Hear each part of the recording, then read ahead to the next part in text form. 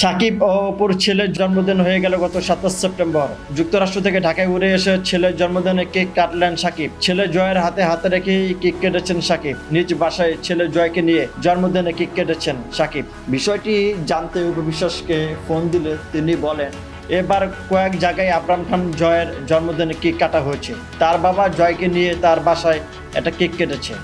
বাবা সাকিব খান জয়কে কি উপহার দিল, অপু বিশ্বাস বলেন, কিছুটা ব্যক্তিগত থাকুক এটা বলতে চাই না, তবে জয়কে যে ভালোবাসা দিয়েছে তা উপহারের থেকে অনেক বেশি, সেটা তো ভাষায় প্রকাশ করতে পারবো না। এইদিকে 2 মাস যুক্তরাষ্ট্রে ছিলেন সাকিব খান। গত বৃহস্পতিবার ঢাকায় পা রাখেন ঢালিউড কিং সাকিব খান।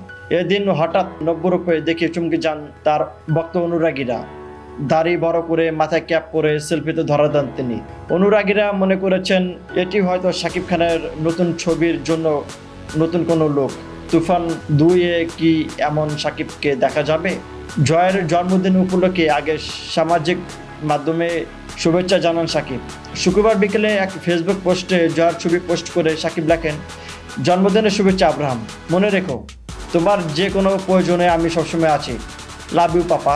অন্যদিকে সাকিব খানের আরেক ছেলে সাজেদখান বীর জয়ের জন্মদিনের শুভেচ্ছা জানিয়েছেন।